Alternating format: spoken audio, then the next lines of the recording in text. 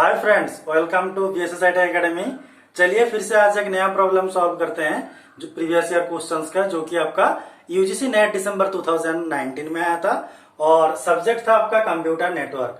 तो यहाँ पे जनरली बात करेंगे कंप्यूटर नेटवर्क के अंदर जो होता है आपका नेटवर्क सिक्योरिटी, तो उसमें से आपका क्वेश्चन आया था, यानी कि हम बोल सकते हैं this is a question from network security.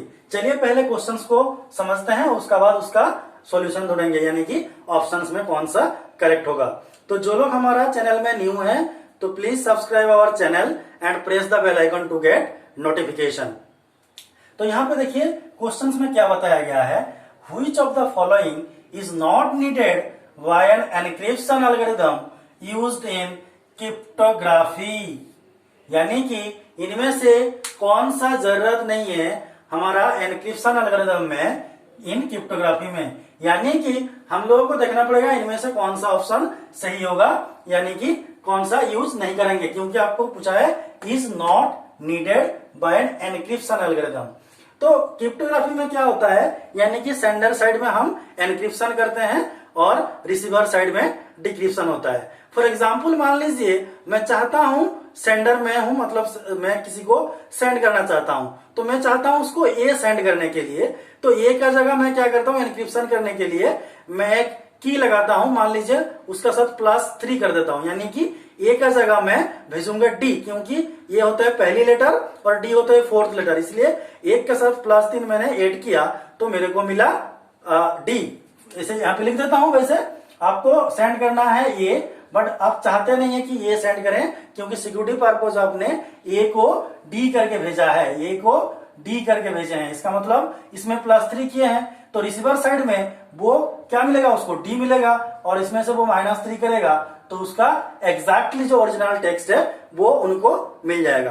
तो इसी चीज को समझाने के लिए यहाँ पे मैंने क्रिप्टोग्राफी का जो बेसिक्स डायग्राम है उनको उसका साथ हम इसको मैचिंग करवाएंगे तो समझ में आ जाएगा।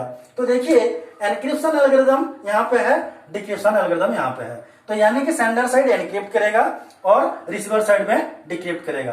तो यहाँ पे मैं लिखा हूं प्लेन टेक्स्ट, प्लेन टेक्स्ट यानी कि आप जो सेंड करना चाहते हैं। तो यहाँ पे मान लीजिए जो मैंने एग्जांपल लिया था, यहाँ पे प्लेन टेक्स्ट ए है, तो मेरे को प्लेन टेक्स्ट ए सेंड करना है, तो एनक्रिप्शन एल्गोरिथम यहाँ पे लगाएंगे। और इस एनक्रिप्शन एल्गोरिथम के लिए मैंने एक की का इस्तेमाल किया, एनक्रिप्शन की, जो कि मेरा यहाँ पे 3 है, उस 3 का साथ मैंने जो एनक्रिप्ट कर दिया जो टेक्स्ट को, यानी कि जहां पे एग्जाम्पल में डी आया था वो हम मानेंगे कि समझे मेरा मतलब साइफर टेक्स्ट है, यानी कि प्लेन टेक्स्ट को एनक्रिप्ट करने के बाद हमारा बन जाता है वो साइफर टेक्स्ट। हमारा एग्जाम्पल में प्लेन टेक्स्ट ए था, एनक्रिप्शन की 3 था, उसको हम एनक्रिप्शन करेंगे तो आपका साइफर टेक्स्ट आ जाएगा डी, और वही डी को फिर डिक्रिप्शन यानी कि रिसीवर साइड में जब डिक्रिप्ट करेगा, डिक्रिप्शन की यहाँ पे डिक्रिप्शन की क्या हो जाएगा -3, तो यहाँ पे डी से -3 करेगा तो इसको क्या मिलेगा, प्लेन टेक्स्ट ए।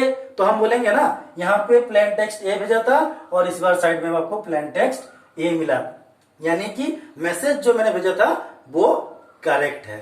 अब क्या पूछा है यहाँ पे, which of the following is not needed by an encryption algorithm. जब हम एनक्रिप्शन एल्गोरिथम चलाएंगे उसमें कौन सी पैरामीटर यानी कौन सा जो नीचे गिवन है उसको जरूरत नहीं है। तो देखिए की, अब एनक्रिप्शन एल्गोरिथम बनाएंगे तो की का जरूरत पड़ेगा, क्योंकि मैंने अभी बताया था कि यहाँ पे प्लेन टेक्स्ट ए था और +3, तो हमारे पास क्या है प्लेन टेक्स्ट, एक तो प्लेन टेक्स्ट ए और उसका साथ की क्या लगाया था मैंने +3, तो इसीलिए ये दोनों आपको रिक्वायर्ड है, तो ये दोनों रिक्वायर्ड है, मतलब यहाँ पे की का तो जरूरत पड़ेगा, मैसेज यानी कि प्लेन टेक्स्ट का तो जरूरत पड़ेगा, इन दोनों को जरूरी है। उसके बाद साइफर टेक्स्ट, साइफर टेक्स्ट देखिए मैंने प्लेन टेक्स्ट के साथ एनक्रिप्शन की लगाया और एनक्रिप्शन बनाया, तब मेरे पास साइफर टेक्स्ट आया, यानी कि दिस इज माई आउटपुट। तो यहाँ पे हम बोल सकते हैं साइफर टेक्स्ट को एनक्रिप्शन एल्गोरिथम में जरूरत नहीं है।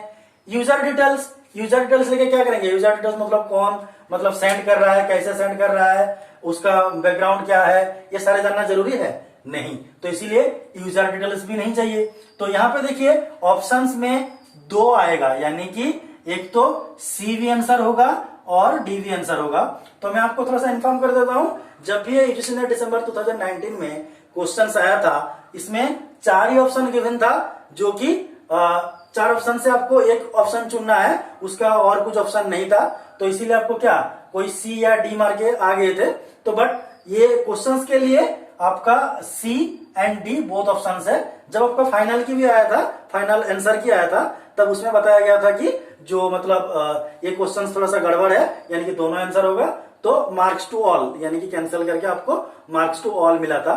तो इसीलिए इस क्वेश्चंस के लिए आपका answer cipher text user details होगा, क्योंकि ये साइफर टेक्स्ट और यूजर डिटेल्स हम लोगों को नहीं चाहिए एनक्रिप्शन एल्गोरिथम में, क्योंकि एनक्रिप्शन एल्गोरिथम करने के लिए मेरे पास प्लेन टेक्स्ट यानी कि मैसेज, एनक्रिप्शन की यानी कि जो की प्राइवेट की और पब्लिक की, इनमें से कोई भी मेरे को जरूरत पड़ेगा। यूजर डिटेल्स और साइफर टेक्स्ट की जरूरत नहीं है।